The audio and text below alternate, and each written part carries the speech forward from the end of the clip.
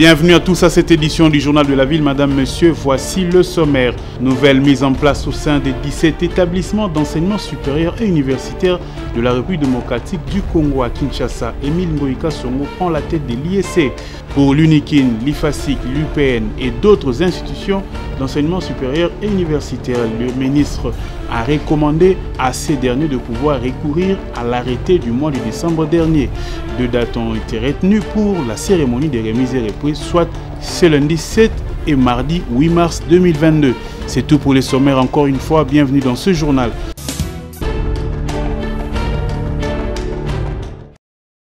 Le cardinal, archevêque et évêque, membre de la conférence épiscopale nationale du Congo, CENCO, appelle les fidèles catholiques, les hommes et femmes de bonne volonté à réserver aux pasteurs de l'Église universelle, le pape François, un accueil digne de son rang.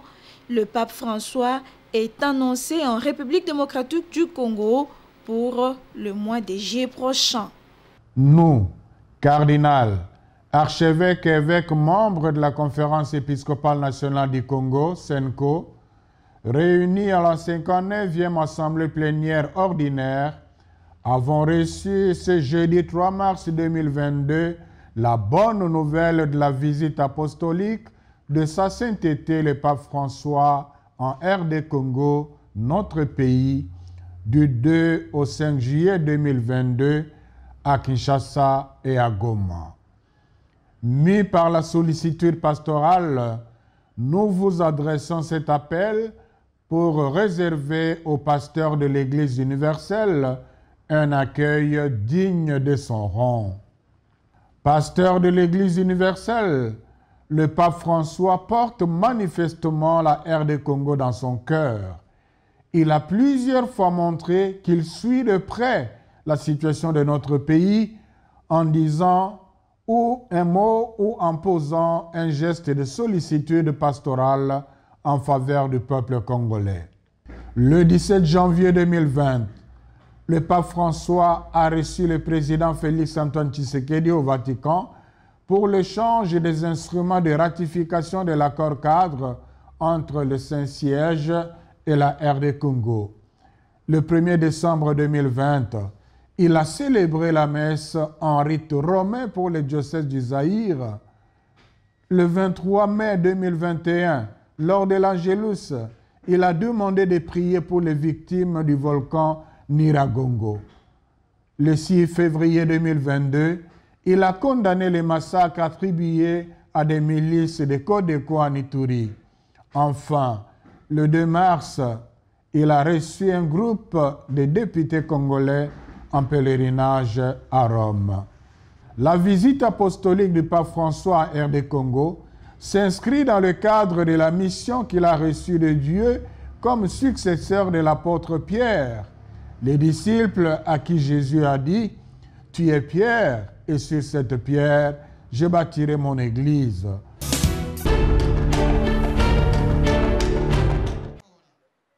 Nouvelle année 2022, le collectif des organisations des jeunes Bashi a organisé une cérémonie d'échange de vœux ce dimanche 6 mars à l'espace La Concorde Mimosa, cérémonie à laquelle plusieurs jeunes Bashi ont pris part. Lors de cette cérémonie, il était question pour les jeunes Bashi de faire les bilans des années passées et projeter les perspectives d'avenir. Tout a commencé par la prière dite par M. l'abbé Jean-Pierre Bakende Banga. Toujours déterminé à vivre dans l'unité et la solidarité, les jeunes Bashi sont prêts à participer dans la construction de la nation, rassure le président du collectif des organisations des jeunes Bashi, Joseph Kinzo. L'année 2022 pour nous, c'est l'année du développement et de la pacification. Je voudrais appeler tous à la solidarité, à l'unité. Nous ne voulons pas une tribu qui va se mettre à l'écart des autres, mais nous voulons une tribu qui se renforce à l'interne pour participer à la construction de la nation. Les élections de 2023 approchent et le collectif des jeunes Bashi se prépare à les affronter. Si nous comptons mobiliser la jeunesse à jouer un rôle important aux prochaines élections qui arrivent. Vous savez que les Bachis ont joué un rôle très important dans le maintien de l'unité de la République démocratique du Congo. Toutes les tentatives de balkanisation de notre pays ont été vouées à l'échec. Pourquoi? Parce que la communauté des Bachis a toujours été soudée, elle a toujours été jalouse de cette unité nationale et la communauté des Bachis a préservé l'unité nationale. Présent à cette cérémonie d'échange de vœux, l'honorable député national Bertin Moubonzi s'est exprimé en ces termes. Et donc ça fait énormément plaisir de partager un repas avec la famille et une occasion aussi bien évidemment de sensibiliser la jeunesse de la communauté Chi pour que cette jeunesse puisse prendre conscience du rôle qu'elle peut jouer non seulement dans notre province mais aussi en République démocratique du Congo.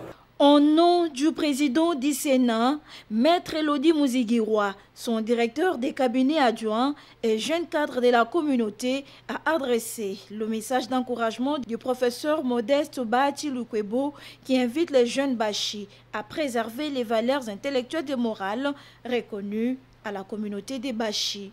Et pour immortaliser cet échange de vœux, les jeunes Bachis se sont échangés des cadeaux. Tout est bien qui finit bien. C'est dans une ambiance de joie que cette cérémonie s'est clôturée.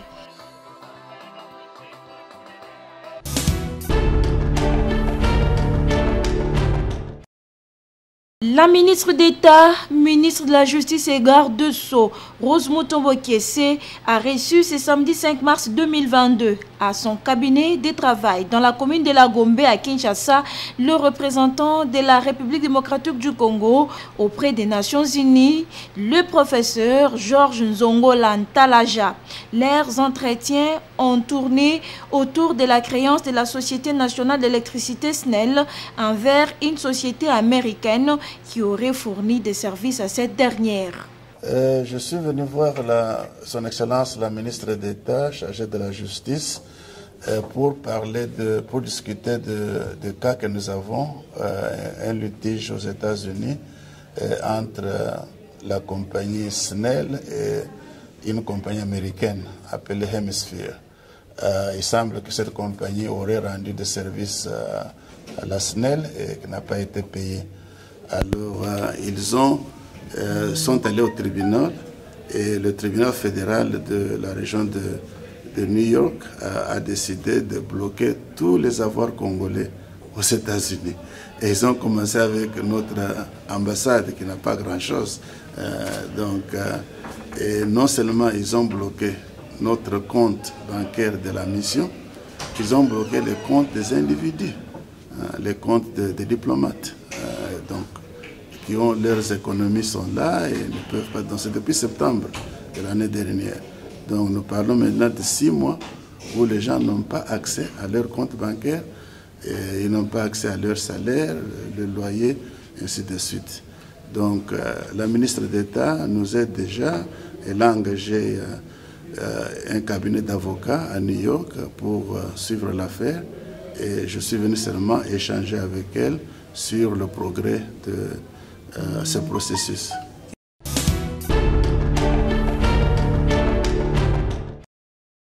Le directeur général de la SNEL, Jean Bosco Kayomo, a présidé le vendredi 5 mars 2022 la cérémonie de clôture de la session de formation à l'intention des directeurs des départements et directeurs de son entreprise.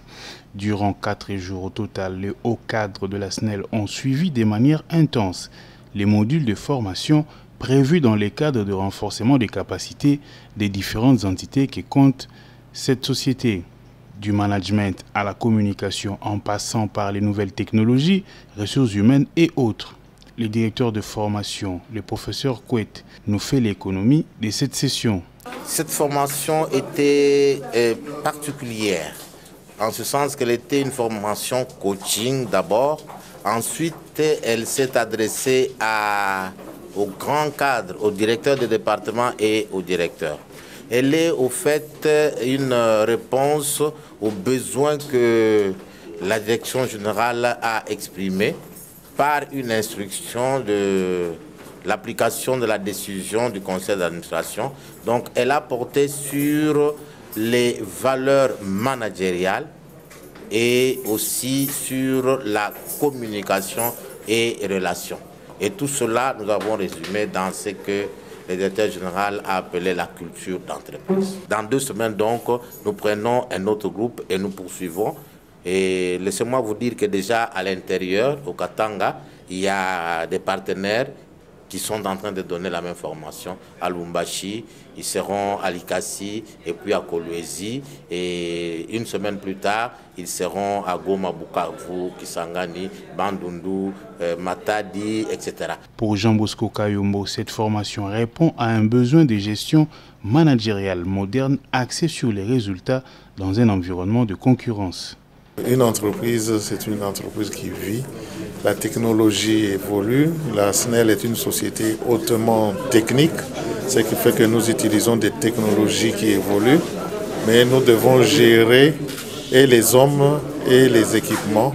Et ceux qui gèrent les hommes et les équipements à la SNEL, dans un premier temps, ce sont les directeurs. C'est ainsi que nous avons fait une session, un séminaire d'encadrement des directeurs de la SNEL pour pouvoir justement transmettre cette culture de l'entreprise de façon à mieux gérer l'entreprise dans cette année. Et nous avons un plan de formation que nous sommes en train de mettre en œuvre et que nous suivons pour que nos agents soient de plus en plus efficaces et rendent de plus en plus mieux les services à la population.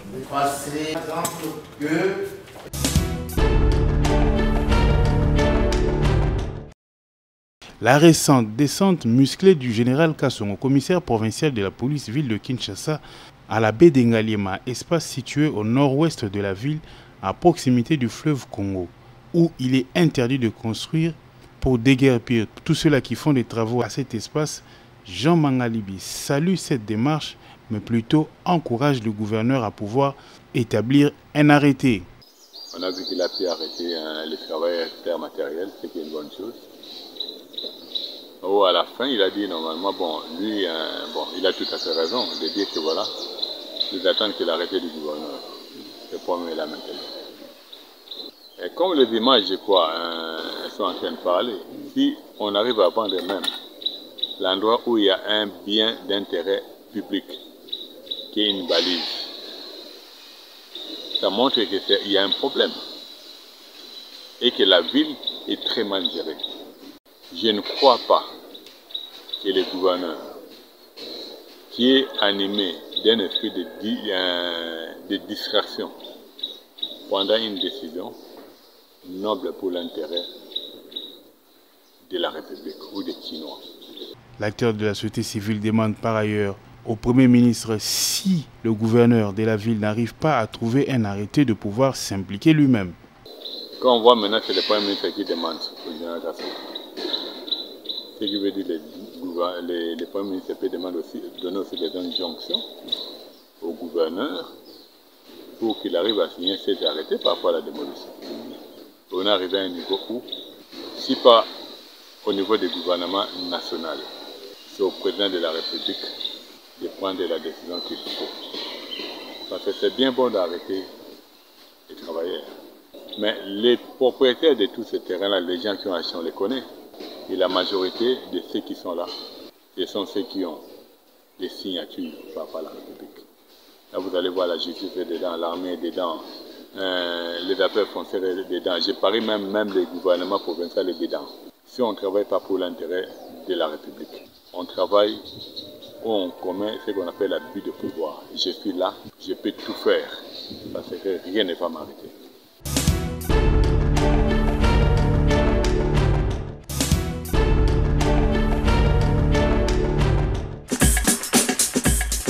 C'est par ici que nous mettons un terme à cette édition du Journal de la Ville. La rédaction vous remercie de l'avoir suivi.